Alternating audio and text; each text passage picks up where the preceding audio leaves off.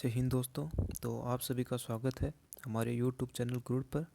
तो आज हम आपके लिए लेकर आए हैं स्पेशल टेस्ट 1 किसके लिए, कोस्ट गार्ड के लिए।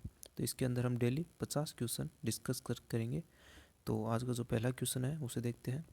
तो आज का पहला क्वेश्चन है कि पृथ्वी के सबसे निकट तारा कौन सा होता है। तो हम सभी जानते हैं कि सबसे निकट तारा कौन सा होता है, सूर्य। अगला क्वेश्चन है सूर्य के सबसे दूर ग्रह कौन सा है। तो इसका जो राइट आंसर होगा वो हो जाएगा वरुण ग्रह, यानी जो इसका जो राइट आंसर होगा वो हो जाएगा वरुण ग्रह, यानी सबसे दूर ग्रह कौन सा होता है, वरुण। अगला क्वेश्चन ने पूछा है ब्रह्मांड में सबसे प्रचुर मात्रा में कौन सा तत्व है।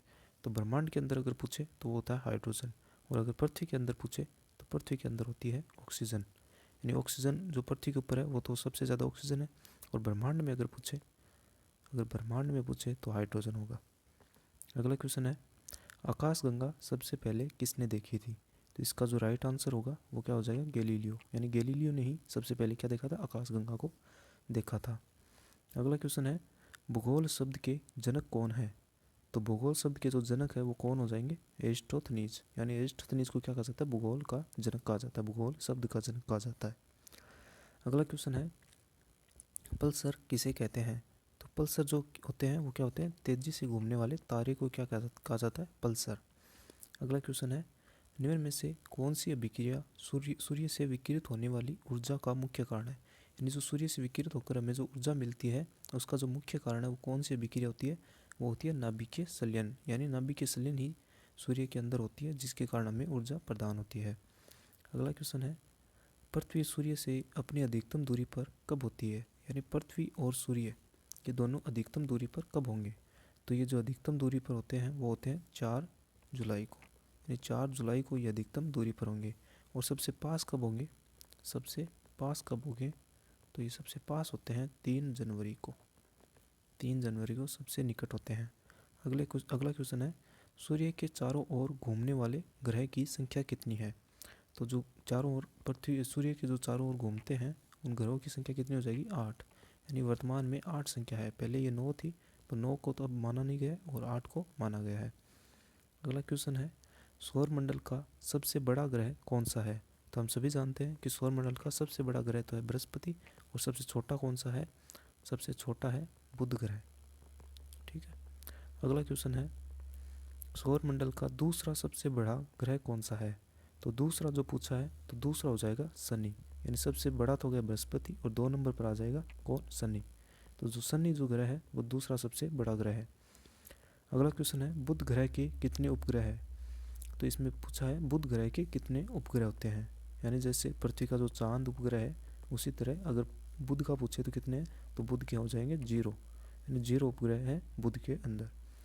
अगला क्वेश्चन है भारतीय संविधान के किस संशोधन द्वारा पंचायती राज व्यवस्था को संवैधानिक दर्जा दिया गया था।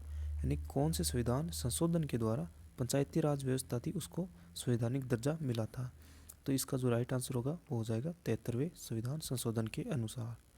और 74वां जो संविधान संशोधन हुआ था उसमें क्या जोड़ा गया था, नगर पालिका, उसके अंदर जोड़ा गया था नगर पालिका।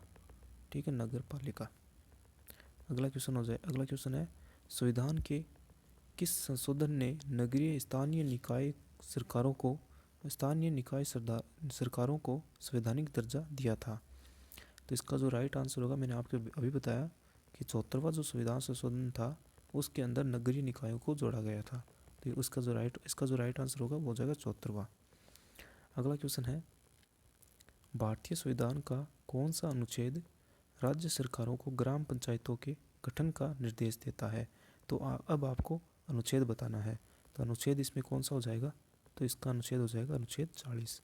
यानी अनुच्छेद 40 के अंदर हमें किसका गठन का जो आदेश है वो किसको गठन का निर्देश देता है, तो वो देता है राज्य सरकारों को, किसका, ग्राम पंचायतों का गठन का निर्देश देता है। अगला क्वेश्चन है त्रिस्तरीय पंचायती राज तंत्र में शामिल है। तो इसका जो राइट आंसर होगा वो क्या हो जाएगा, ग्राम पंचायत। इसका जो राइट आंसर होगा वो हो जाएगा ग्राम पंचायत, पंचायत समिति और जिला परिषद। तो जो त्रिस्तरीय पंचायत समिति है इसका मतलब होता है ग्राम पंचायत और पंचायत समिति और जिला परिषद। अगला क्वेश्चन है भारत में त्रिस्तरीय पंचायती राज प्रणाली की शुरुआत किसने की थी। तो कौन सी समिति थी जिसके कारण पंचायती राज समिति का गठन हुआ था? कौन सी समिति? त्रिस्तरीय। तो त्रिस्तरीय थी वो किसके किसके द्वारा, कौन सी समिति द्वारा हुई थी? वो हुई थी बलवंत राय मेहता समिति। अगला क्वेश्चन है, भारत के संविधान में कितनी अनुसूचियां हैं? तो अभी वर्तमान में कितनी अनुसूचियां हैं? 12 अनुसूचियां हैं। तो भारत में कितनी अनुसूचियां हैं? 12। अगला क्वेश्चन है, आर्थिक योजना किसमें शामिल है? तो इसके ऑप्शंस देखते हैं, संघ सूची में या राज्य सूची में या समवर्ती सूची में या इनमें से कोई नहीं। तो हमें पूछा है आर्थिक योजना, तो आर्थिक योजना हो जाएगी समवर्ती की सूची के अंदर। अगला क्वेश्चन देखते हैं। अगले क्वेश्चन में पूछा है, सेना संविधान की निम्न में से किस सूची में आती है? तो जो सेना है वो किसके अंदर आ जाएगी? तो सेना आ जाएगी समवर्ती सूची के अंदर, यानी समवर्ती सूची में कौन आता है? सेना आ जाती है। अगला क्वेश्चन है, राष्ट्रीय वनस्पति अनुसंधान संस्थान कहाँ पर स्थित है? तो इसका जो राइट आंसर होगा वो हो जाएगा देहरादून, यानी जो राष्ट्रीय वनस्पति अनुसंधान संस्थान है वो कहाँ पर हो जाएगा? देहरादून। और देहरादून कहाँ पर है? उत्तराखंड के अंदर है। अगला क्वेश्चन है 22 नंबर का क्वेश्चन है कि भारत का उपग्रह प्रणोदन केंद्र कहाँ पर है? तो ये तो हम सभी जानते हैं कि भारत का जो उपग्रह प्रणोदन केंद्र है वो कहाँ पर है? श्री हरिकोटा के अंदर है। अगला क्वेश्चन है, अंटार्कटिका में अनुसंधान हेतु भारत के अनुसंधान केंद्र का नाम क्या है? तो जो भारत का जो अंटार्कटिका के अंदर अनुसंधान केंद्र है, अनुसंधान केंद्र का नाम है दक्षिण गंगोत्री, यानी जो सबसे पहला भेजा गया था वो दक्षिण गंगोत्री था। और ये कब हुआ था? 1984 के अंदर स्थापित हुआ था। अगला क्वेश्चन है, भाभा परमाणु अनुसंधान केंद्र कहाँ पर स्थित है? तो जो भाभा परमाणु अनुसंधान केंद्र वो कहाँ पर है? ट्राम्बे के, जो परमाणु अनुसंधान केंद्र है वो कहाँ पर है? ट्राम्बे के अंदर, महाराष्ट्र में। और महाराष्ट्र का यहाँ पर कौन सा ऑप्शन है? मुंबई। तो ये है मुंबई के अंदर। अगला क्वेश्चन है, गारो और खासी जनजातियाँ कहाँ पर पाई जाती है? तो जो गारो और खासी जनजातियाँ और जो पहाड़ियाँ वो भी कहाँ पर पाई जाती है? गारो और खासी जनजातियाँ पाई जाती है मेघालय के अंदर। अगला क्वेश्चन है, भारत में सबसे अधिक जनजाति कौन सी है? तो भारत में जो सबसे अधिक जनजाति है वो कौन सी हो जाएगी? भील जनजाति, यानी भारत में सबसे अधिक जनजाति है भील जनजाति। अगला क्वेश्चन है, भारत में रेल के डिब्बे कहाँ पर बनते हैं? तो इसका जो राइट आंसर होगा वो हो जाएगा कपूरथला तथा पेराम्बूर। जो कपूरथला है वो कहाँ पर है? पंजाब के अंदर। ठीक है। और जो पेराम्बूर है वो कहाँ पर है? तमिलनाडु के अंदर है। और यहाँ पर क्या बनते हैं? ट्रेन के डब्बे बनते हैं। जो रेल के डब्बे होते हैं वो यहाँ पर बनते हैं। कहाँ पर? कपूरथला और पेराम्बूर के अंदर। अगला क्वेश्चन है, कांडला पोर्ट कहाँ पर स्थित है? तो जो कांडला पोर्ट है वो कहाँ पर स्थित है? तो इसका जो राइट आंसर हो जाएगा वो हो जाएगा कच्छ की खाड़ी, यानी जो गुजरात में जो कच्छ की खाड़ी है उसके अंदर है कांडला पोर्ट। और ये कांडला पोर्ट वो क्या है? पश्चिमी जो भारत है, पश्चिमी भारत का मुख्य तट है, मुख्य तट है। अगला क्वेश्चन है, अगले क्वेश्चन ने पूछा है, राष्ट्रीय राजमार्गों के विकास के लिए स्वर्णिम चतुर्भुज परियोजना किसके द्वारा शुरू की गई थी? तो इसका जो राइट आंसर होगा वो हो जाएगा अटल बिहारी वाजपेयी, यानी जो स्वर्णिम जो चतुर्भुज परियोजना थी भारत की वो किसके द्वारा चालू की गई थी? वो की गई थी अटल बिहारी वाजपेयी जी के द्वारा। अगला क्वेश्चन है, भारत की सबसे पुरानी नदी घाटी परियोजना कौन सी है?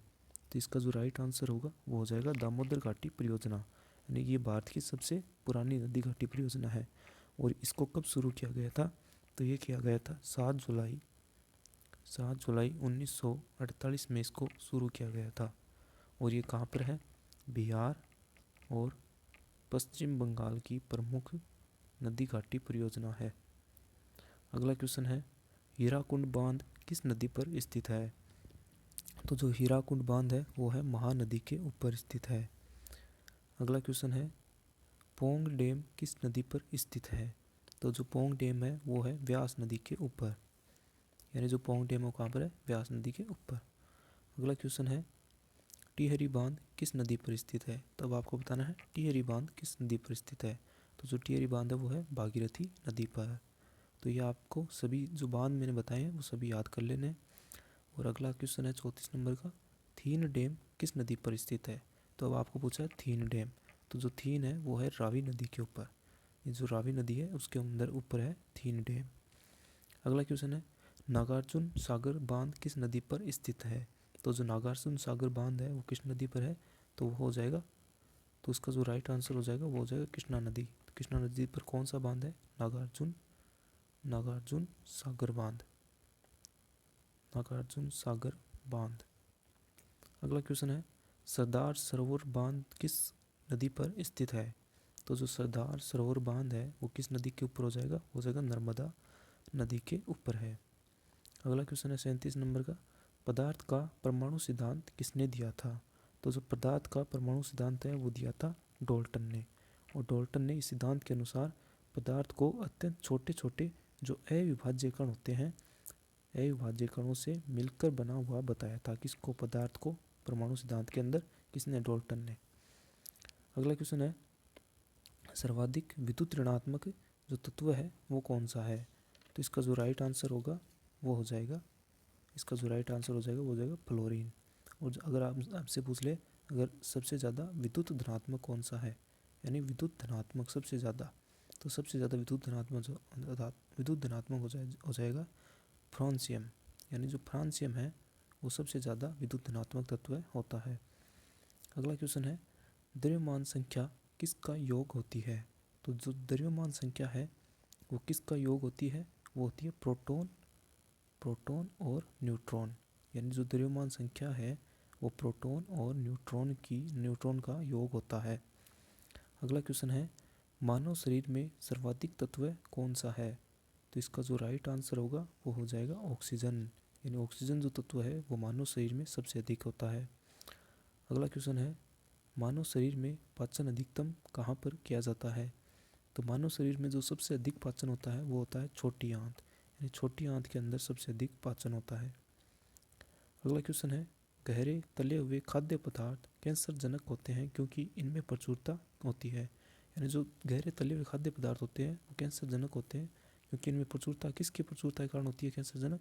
तो इसका जो राइट आंसर होगा वो क्या हो जाएगा, इसका जो राइट आंसर हो जाएगा वो हो जाएगा वसा की, यानी जो लिपिड इसके अंदर होता है, लिपिड के कारण ये कैंसर जनक होते हैं।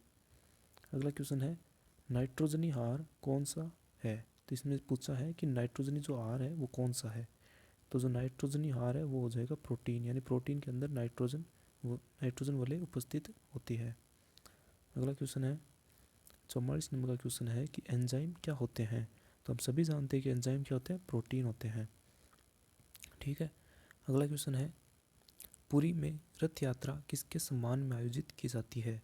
तो जो पुरी में जो जगन्नाथ जी की यात्रा होती है वो किसके सम्मान में होती है, भगवान जगन्नाथ जी की याद में होती है, और ये कहाँ पर होती है, ओडिशा के अंदर होती है।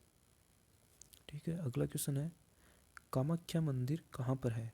तो इसका जो कामाख्या मंदिर है वो पूछा है कहाँ पर है। तो कामाख्या मंदिर है आसाम, और आसाम के अंदर इसमें कौन सा मेला बढ़ता है, अम्बुबाची मेला है वो कहाँ पर बढ़ता है, आसाम के अंदर कामाख्या मंदिर में बढ़ता है। अगला क्वेश्चन है सोमनाथ मंदिर कहाँ पर स्थित है। तो हम सभी जानते हैं कि सोमनाथ मंदिर कहाँ पर है, गुजरात में, जिसको पहले लूटा गया था 1025 ईस्वी के अंदर। अगला क्वेश्चन है हॉर्नबिल फेस्टिवल कहाँ मनाया जाता है। तो जो हॉर्नबिल फेस्टिवल है वो कहाँ का प्रसिद्ध है, नागालैंड का।